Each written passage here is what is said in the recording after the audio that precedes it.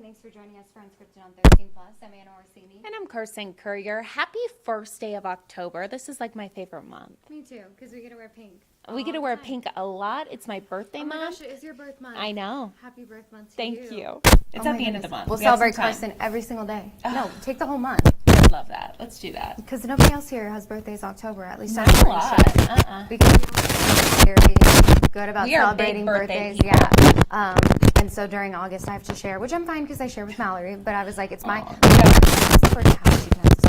Perfect. Happy birth Perfect. month. Oh, thank you so much. It does not feel like October, It though. sure doesn't, and that's not going away anytime soon. Hopefully by your birthday, maybe we'll see Let's hope temperatures so. in the 90s and Fingers 80s. crossed. Yeah, but there's a lot going on today. So we're going really to is. start with a story that's kind of happening and unfolding right now just across the country. So we know that thousands of port workers from Houston to Boston are now on strike. Members of the International Longshoremen's Association walked off the job 1 minute after midnight this morning. In total, it's about 47,000 port workers. Among some of their ultimatums include higher pay and continuing to ban fully automated equipment. Now, it could be the most disruptive strike in the U.S. in more than 4 decades, crippling the transfer of a wide variety of goods at cargo ports along the entire East and Gulf Coast. So, depending on how long this strike lasts, consumers might see higher prices from retailers nationwide.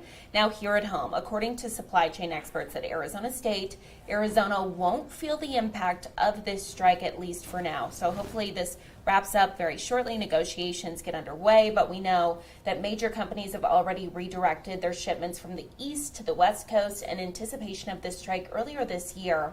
And typically, Arizona's imports come from the west coast, like the Port of Los Angeles. So as of now, as I mentioned, Arizona isn't seeing some of those effects, but we could be affected long term if this strike lasts for a while. So, of course, that's a story that we'll keep you updated on throughout the day. A big one, though, that we've been keeping an eye on has been, of course, Helene and all the from that storm in the southeast. And this morning, the search continues for hundreds of people. That death toll, unfortunately, continues to climb. At least 130 people have died. We know about 600 people are still unaccounted for in Asheville. Extensive damage to roads and infrastructure has isolated many remote communities. It's also prevented crews from being able to reach some of those residents with vital supplies. Look at that. Just so much flooding and destruction there. Is this in Asheville? Yes. North Carolina? Yes. Oh, definitely one of the hardest hit spots. We know that Helene is already one of the deadliest hurricanes in U.S. history, and as you can see, there is still a long path to recovery here.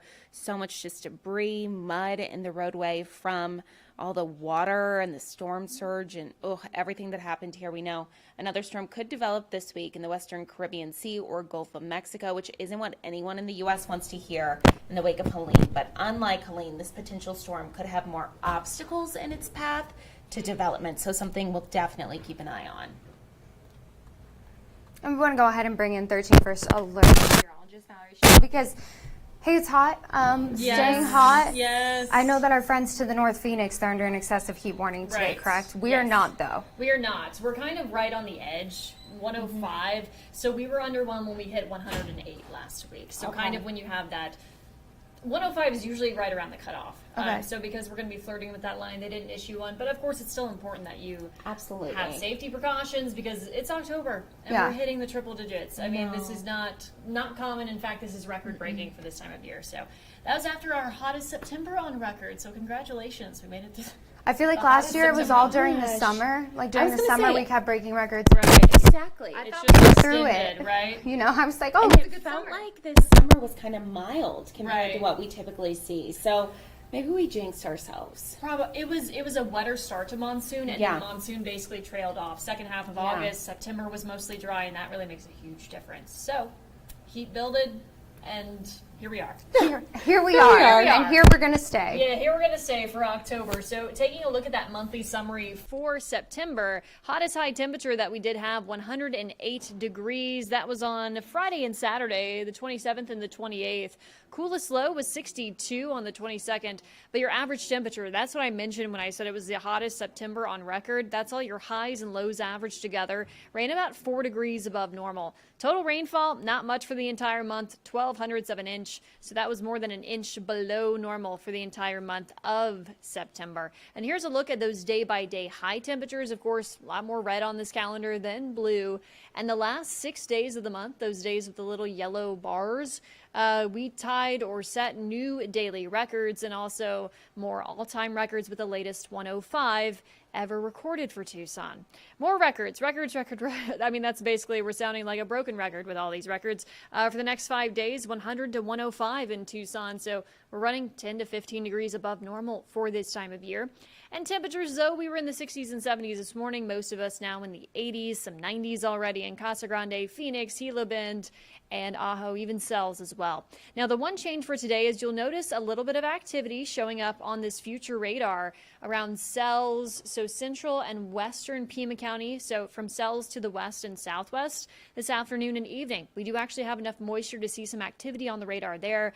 But most of us, Tucson, Nogales, areas eastward, looking to stay dry, hot, maybe just a few more clouds around today, and breezy at times. And then, of course, the heat is the big weather story throughout the week. Still a little bit breezy for your Wednesday. Highs staying between about 100 and 105 through this week. Overnight lows, I will say, you feel like the day is going to be nice because you're starting off in the 60s and 70s, but then we do heat up about 30 to 35 degrees throughout the course of the day, giving us those record-breaking highs. So could see some cooling next week. Hopefully the models hold, but no big pattern flip anytime soon. Okay. Hey, we're cooling down a bit tomorrow. 5 degrees. 5 degrees. We'll take yes, it. Yes. I mean, who knows? Maybe we won't make it to 100 and it'll be 99. That would nice. be fantastic. Such a nice midweek surprise for us if that happens. But otherwise, this is our weather. Yeah. Okay. This is what we got. This is what we have to deal with. So. Okay. Okay. Perfect. All the good vibes for the second week of October. There we Let's go. just say that. Okay, Thank perfect. you, Thank you, Mallory. Mallory. And just something to keep in mind today if you are heading out, there will be some prescribed burns happening. This is at the, it's the annual controlled burn actually of the Sweetwater wetlands. So fire crews there will be helping to eliminate wildfire fuel and shelter for mosquitoes while giving TFD crews a chance to sharpen their brush fire fighting skills. So the area will be completely closed to the public. It will be open on Friday. If you see smoke in that area, don't be alarmed.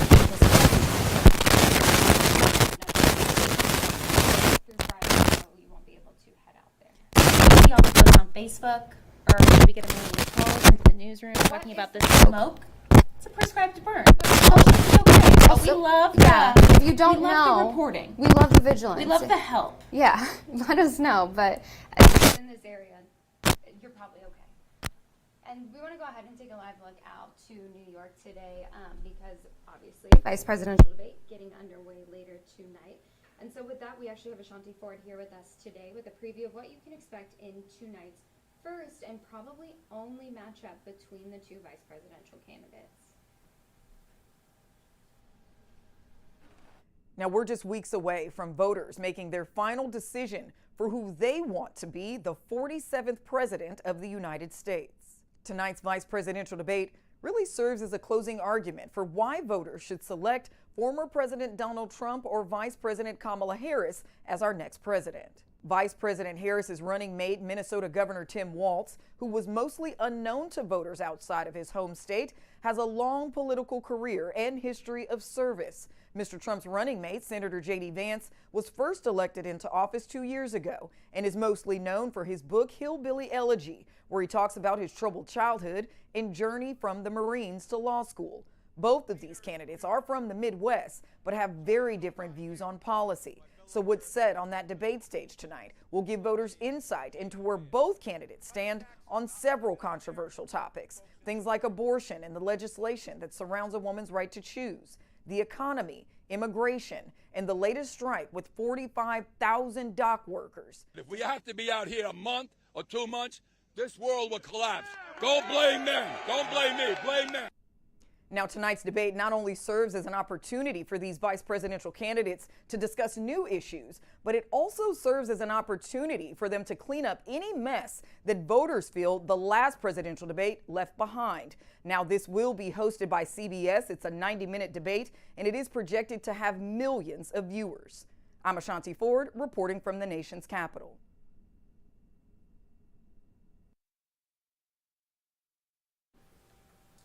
And if you would like to watch that vice presidential debate tonight, you can do so right here on KOLD. It starts at 6 o'clock, but coverage does begin with an America Decides special at 5 o'clock. That will be followed by the start of the debate again at 6 o'clock tonight right here on 13 News.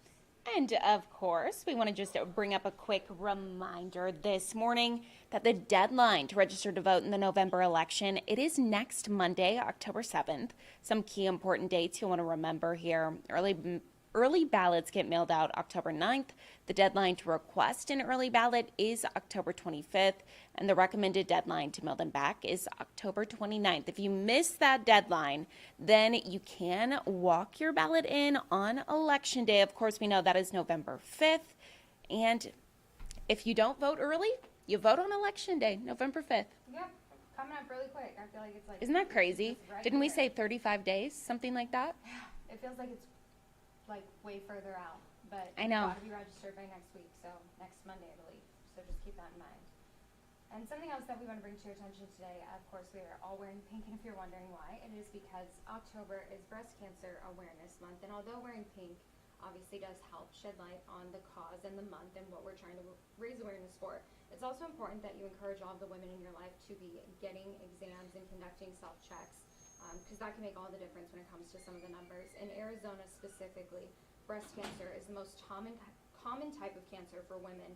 Female breast cancer is the 4th leading cause of cancer death in the state of Arizona, and between 2018 to 2022, there was a 6.2% increase in the rate of female breast cancer deaths in the state of Arizona. So this year, we know the United States Preventative Services Task Force also updated their screening guidelines.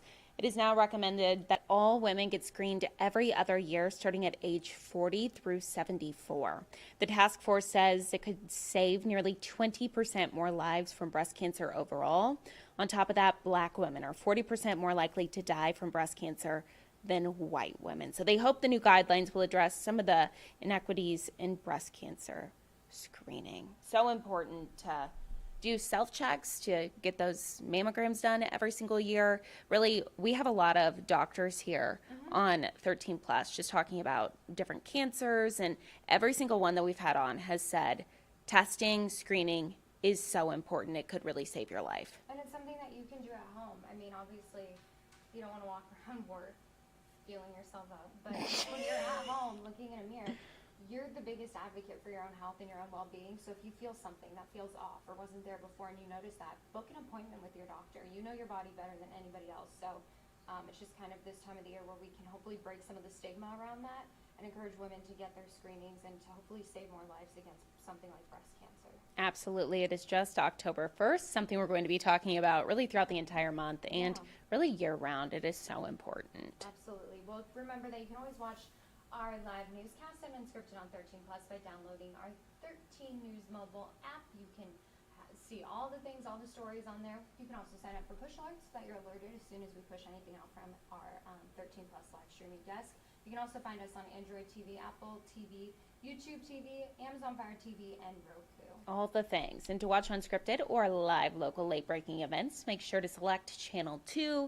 You can always watch our live stream by going to the link right there on your screen. Thanks so much for joining us today. Happy first day of October, even though it doesn't feel like it. We're in it with you. Hopefully seeing some cooler temperatures sometime soon. For now, though, it doesn't look like that will be the case. So just keep all the heat things in mind as you get out there today and you continue with the rest of your week. And we'll see you back here tomorrow for Unscripted on 13 Plus. Thank you for watching. Have a great Tuesday.